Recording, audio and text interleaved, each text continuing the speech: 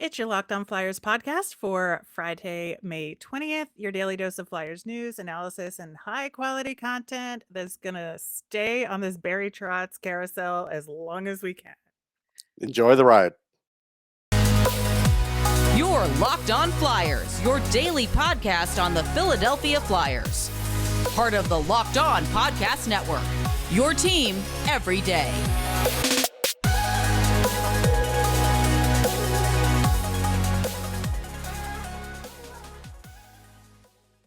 Hello, once again. I am Rachel Donner. You can find me on Twitter at rmiriam. I'm here with the incredible Russ Cohen, who's on Twitter at Sportsology.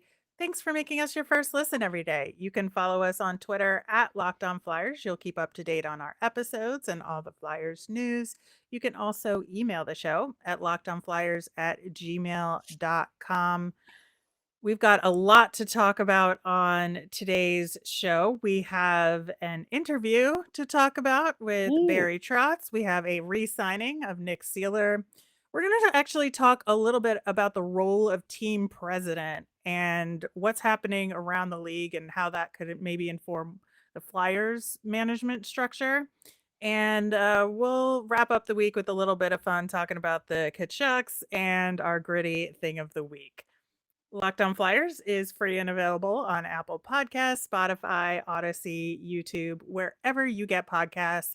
Hit that subscribe button. You'll get all of our episodes here on the Locked On Podcast Network.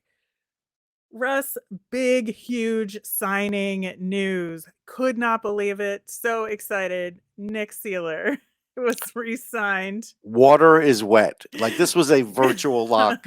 But what it wasn't a virtual lock is the fact that they gave him a 2-year deal. Here's the Yeah, ramifications. well, let's talk about the basics of the deal Okay. real quick. So it is a 2-year deal, like you said, where the first year of the deal is a one-way deal. So he gets paid at the NHL level, no matter if he's playing for the Flyers or the Phantoms. The second year is a two-way deal. So he'll get paid at the AHL salary if he gets sent down to Lehigh Valley. It's a $775,000 a year contract, which is barely above league minimum.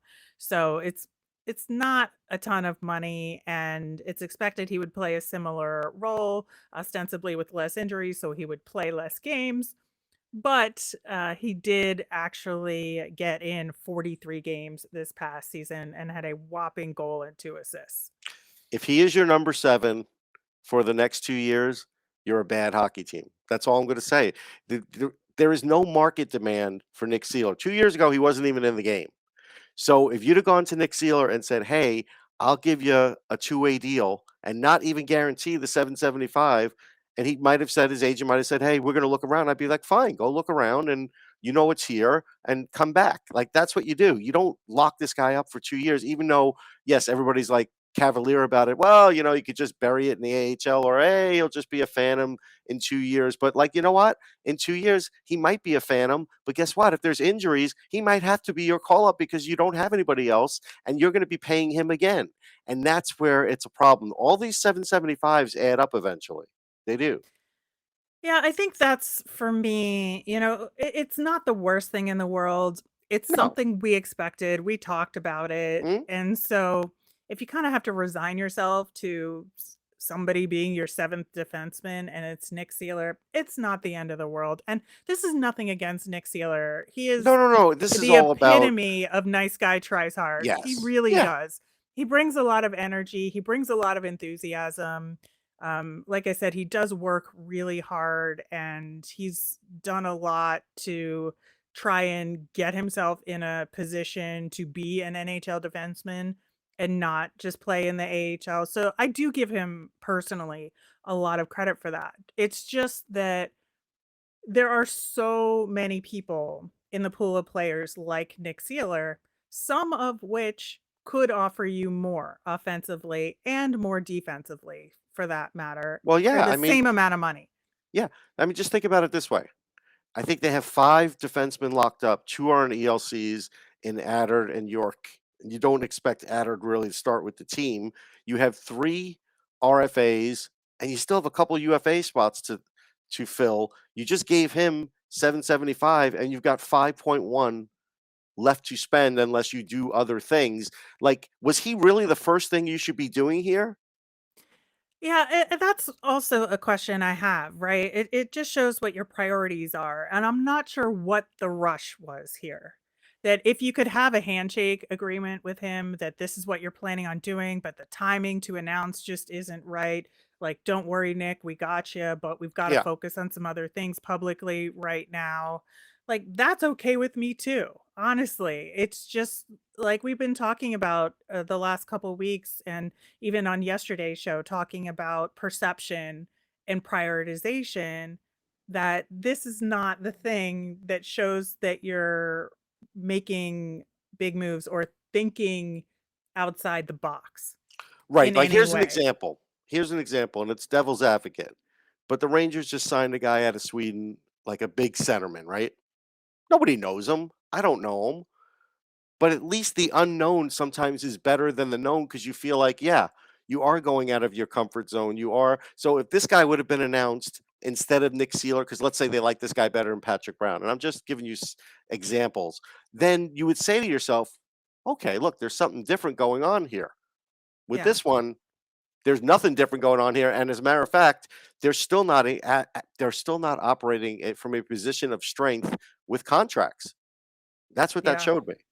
Yeah, the 2-year aspect of it, absolutely.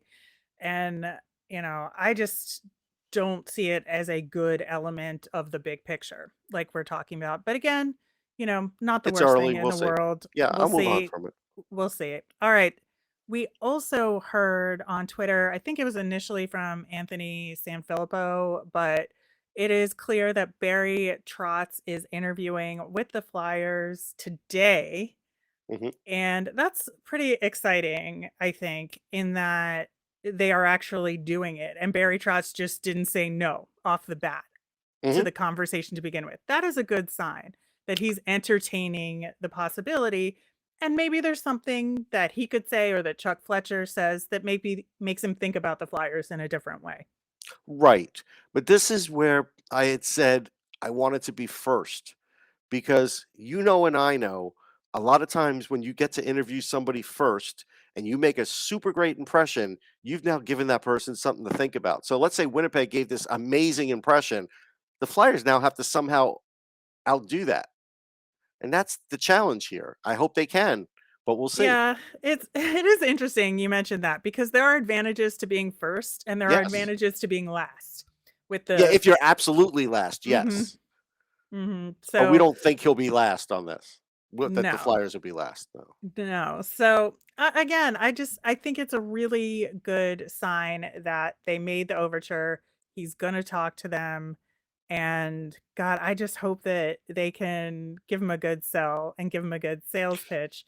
And I think that one of the things that the Flyers can offer to Barry Trotz is control because the coaching staff is wide open. And I think that they can give Barry Trotz full control to do whatever he wants and say, we've had trouble making these pieces and parts that are all very good come together in a way to make them win. Barry, whatever you want, you can do it because this would be your team now.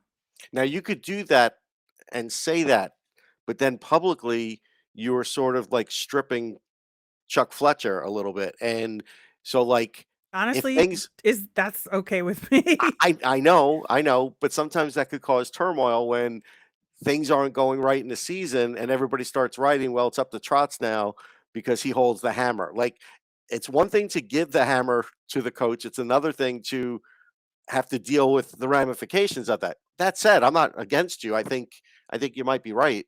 I think the biggest thing is they have to be really honest about what their plan is for this team and lay it all out for him. And if they don't have a comprehensive plan on what they're doing, he's not going to sign with them. No. But again, I think it's good news that at least they're talking Yep. and we'll see what comes of it. And, I think hopes are not extremely high, but No. getting the interview is even a little better than we might have expected in the first place. So we'll look at it as a win. We're going to talk a little bit about some management structure issues and the role of the team president and how it's working on other teams versus the Flyers and the pros and cons of it. Very excited for that conversation coming up next. But first, y'all, I just received a package of birthday cake puffs from Built Bar, and I have never had anything this delicious before in a protein bar. They're available right now, so get them today at built.com. If you haven't tried the puffs, you really need to get in on this. They're the best protein bar I've ever tasted. They're a chocolate covered marshmallow protein bar, delicious marshmallow covered in 100% real chocolate. You can make every day your birthday with Built's birthday cake puffs. They've taken the delicious experience of biting into a fresh slice of birthday cake and covered it in 100% white chocolate. Then they added sprinkles, and who doesn't love sprinkles? Let's be real. With 150 calories, but 16 grams of protein and only 9 grams of sugar, this limited time flavor is an amazing option if you're looking for a healthy way to get flavor and variety in your day. And they're made with collagen protein, which your body absorbs more efficiently and provides tons of health benefits. So go to built.com to get birthday cake puffs now with the promo code LOCKED15 to get 15% off your order. That's promo code LOCKED15 for 15% off at built.com. Thanks for making Locked On Flyers your first listen every day. For your next listen, check out the Locked On Now podcast. It's nightly recaps of every NHL game with analysis from local experts. It's free and available wherever you get your podcasts.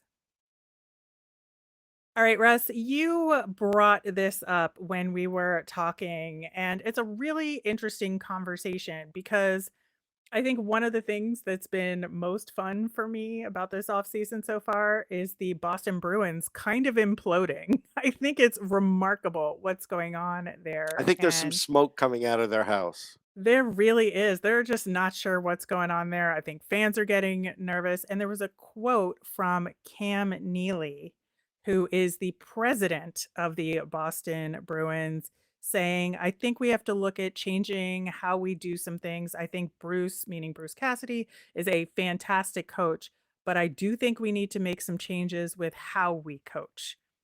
And that kind of leaves the door open to maybe, Bruce Cassidy is not returning to the Boston Bruins as head coach, or if he does, he's on a very short leash. He's on a short leash because they extended him. Exactly. So Cam Neely is the team president. Of course, Don Sweeney is the GM, and that is Cam Neely kind of vocalizing on behalf of team management when normally a GM would be doing and saying these kinds of things. And we talked earlier this week about Brendan Shanahan in Toronto in a similar kind of oversight or shadowy Mhm, figure, kind of mhm. maybe talking over what Kyle Dubas, who is the official GM of the Toronto Maple Leafs, has been saying. And it's a really interesting structure, and that these team presidents are kind of overpowering or taking some power from their GMs. Yeah, I mean, when these structures are set up, and Cam Neely is everybody knows talks to Jeremy Jacobs all the time. You know, basically Cam Neely is like the CEO, and so the buck stops with him. So what he's done here is he has extended his GM and coach, but he's extended them with circumstances. And so like what was Bruce Cassidy doing now differently that he was doing before when he was winning? Nothing. Except he doesn't have the same talent level because Don Sweeney hasn't given him a good enough roster, and he's got some aging players that they've gotten rid of that Don Sweeney hasn't replaced. They didn't replace David Krejci. They barely replaced Torrey Krug. And so like what else do you want Cassidy to do? There were times this year where I applauded Cassidy because his team wasn't even playing at times, and he really prodded them to the point where he was like, "Listen, you guys, you got to get it together." And he was saying it in game on TV because he was frustrated. Um, They've also what? mismanaged some of the younger players, like Yeah, Zach Senchin and Jack Studnicka. I just feel Jake like, DeBrusk. yeah, Jake DeBrusk, I think it's happening on both ends of It their is. roster right now, which is absolutely remarkable. That is not something I ever would have thought would be happening with the Boston Bruins. No, but again, I think you're seeing the results, the aftershock of losing Chara, losing Krug, most likely losing Bergeron here, and now like Marchand is like the last man standing from that core, and they're trying to build a new core, but they laid out a lot of assets to do that, and so they don't have the same amount of assets to trade. They're a pretty good drafting team, but obviously they've had troubles in drafts. We don't need to go back to that. Although I'm on Bruins TV on one of them, so I've made history on one of them.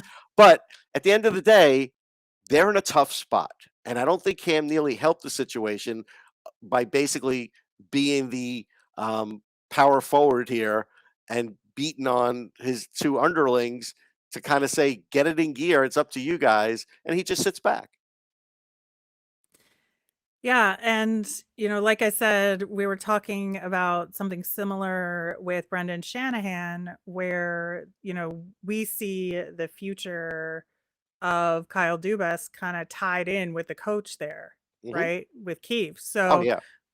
that Shanahan is kind of like the last word on He's all already these got his things. extension. He's safe. Yeah. Yeah. So it's just having a powerful team president like this has some implications in terms of the sense of urgency and the perception of the team, I think, in the public sphere, and kind of riles up speculation. And, the Flyers are the exact opposite of this because we don't have a separate team president. Chuck Fletcher is president and GM. There are several teams that have this combination position But it's here. dying out. That's starting to die out.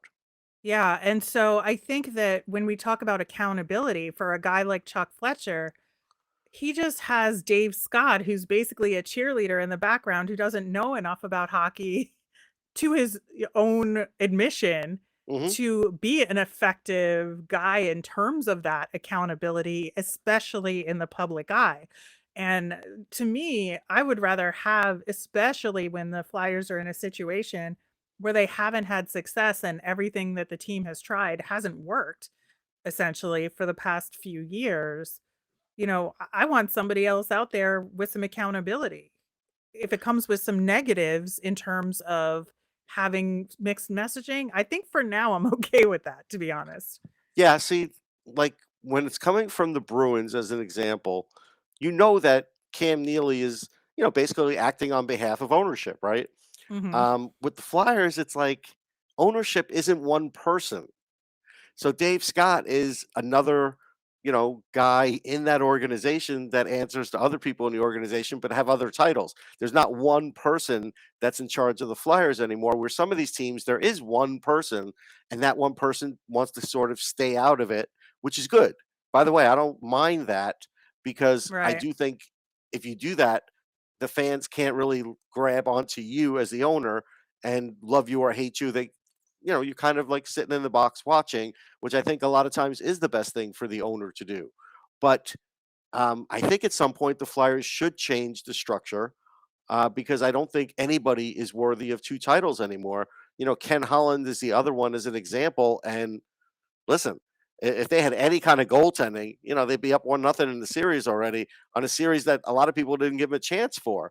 And this is the same thing problem for the last 3 years. I think teams operate too much like Fortune 500 companies now, and as a result, I think you have to have more oversight and less dual positions as a result. Well, and I think your point is a really good one with corporate ownership in Comcast. Like, if you were going to have accountability in this team, you do have to have that focused team president who's running Yeah. everything. And you have like a Chuck Fletcher and Valerie, who's on the business side, both of them Hmm. reporting in to that person. And I think that provides that valuable oversight. I mean, even in Buffalo, which has made some really good moves recently Yep. in terms of creating good opportunity for the future. Kim Pagula, who's owner, she's also the team president there. Right. So there's nothing like having the owner as the team president in your operations. I mean, I mean, because literally the buck stops yeah, there. yeah. And, there's good and bad to that. Like I said, Hmm. there can be, micromanagement that could interfere with some things you're trying to do. But at the same time, I just think in some circumstances, you need that extra hand. And Dave Scott is not that extra hand. No, he's not. And it's not like you have to be forceful like Cam Neely. Like, that's his personality. I don't hold it against him. That's Cam Neely, right? Well, because he's a hockey guy. He's not a business Yes. guy. Right, right. But I think there is something to being business forceful, like basically sending the report to your GM saying, we're hemorrhaging money here, or ease up on the cap, or this is what you could spend this off season, or whatever. Like, I think there is something to that.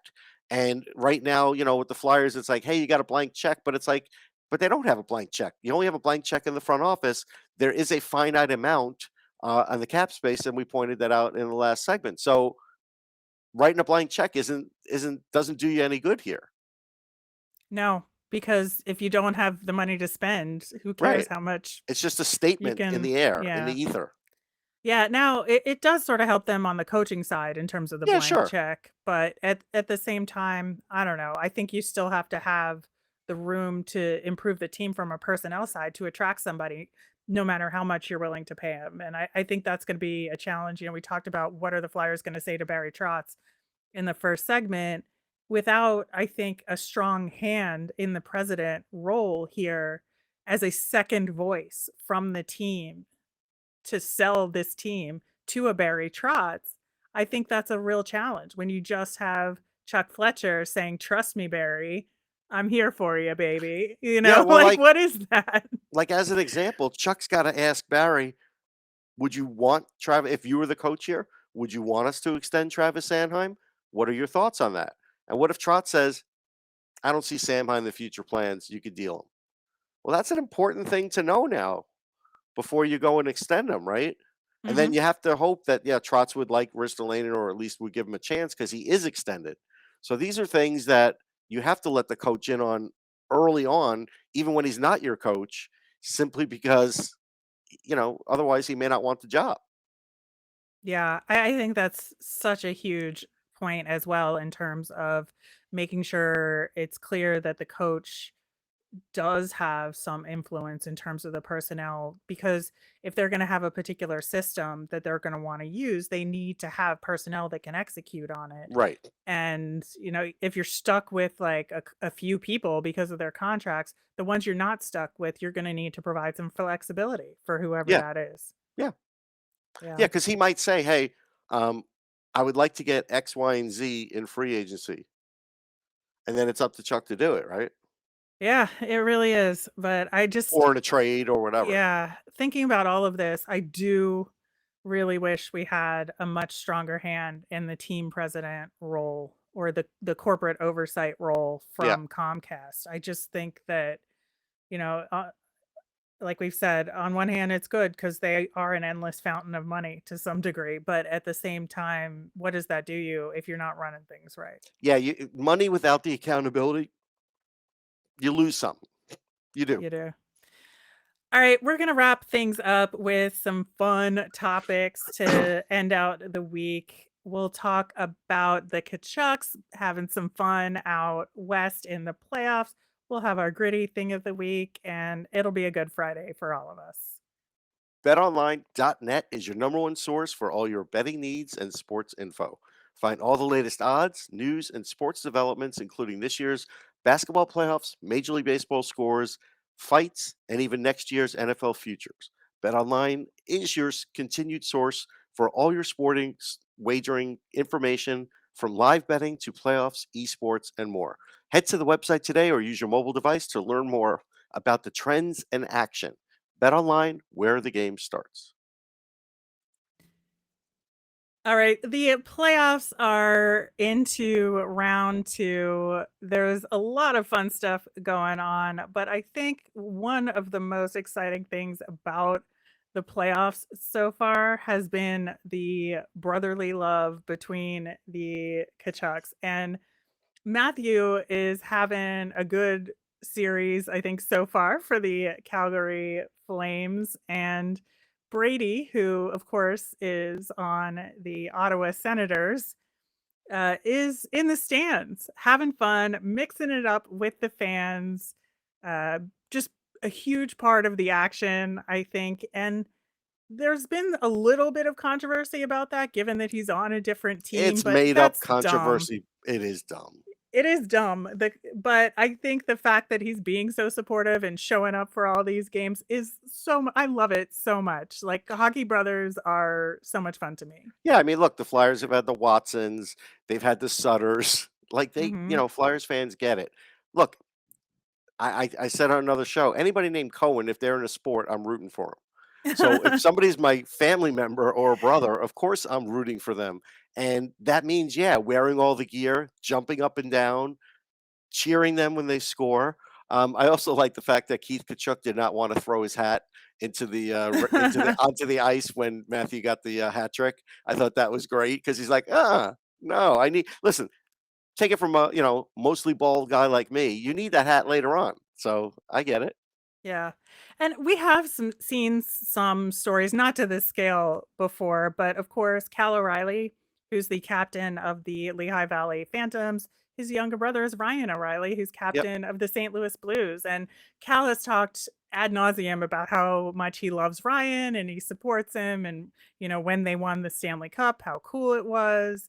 And that, their family is huge into supporting each other no matter what level they're playing at in hockey.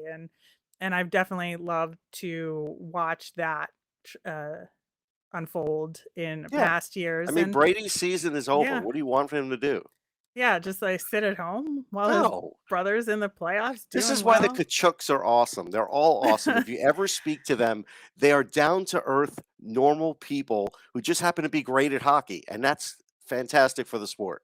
Yeah, I will have to say I do not love them on the ice just from No, I they get are that. known for some dirty plays now and again. And so they're not my favorite people on the ice, but I do appreciate who they are off the ice. I think they're a ton of fun Yeah. and have a ton of personality. And so it's been a lot of fun to watch it, and it's been a bright element of the playoffs so far, and it keeps fans like us whose team is not in it engaged in a really good way, and that's good for the sport overall. It's always good for the sport. All right, we are going to end the week with Gritty, and I think that they're starting to recycle some material, Russ, Yeah, with yeah. Well, on Instagram and on TikTok. They posted some of those images and a video from when they were interacting with the other team mascots. We've seen some of this before. So there's like a still photo with like the Colts mascot and the Vikings hmm mascot and the Chicago Bulls one as well. And then there was a TikTok video about it as well, in terms of um, they were throwing stuff at Gritty, which is hmm kind of funny. Interactive. And very, yeah. So it is funny, but again, a little bit of recycled material from earlier in the season. And then there was another TikTok that was really fun using an audio from a different video about the Pygmy Demon Rat, which is phenomenal. The fact that they did this like kind of overlay of images of Gritty to this audio about the Pygmy Demon Rat. And I think, Gritty as a Pygmy Demon Rat kind of checks out. Why not? All right. That'll do it for today's show and for the week. We will be back on Monday. Of course, we'll have our nemesis of the week. There's always something to get riled up about in the world of Flyers hockey, and we will have that for you on Monday. As a reminder, we always want to hear from you. Send us in your mailbag questions via Twitter at LockedOnFlyers, or you can email us at lockedonflyers@gmail.com. I'm Rachel. Once again, I'm on Twitter at rmiriam. That's RMIRIAM. I'm Russ. I'm at Sportsology, SPORTSOLOGY. You made us your first listen today. Now make your second listen Locked On NHL. From first round matchups to each Stanley Cup final victory, Locked On NHL covers the playoffs like no other. Hear the latest news and opinions from local experts every Monday through Friday, and I am on today's show, the Friday show. It's free and available wherever you get your podcasts. Have a great weekend, everybody.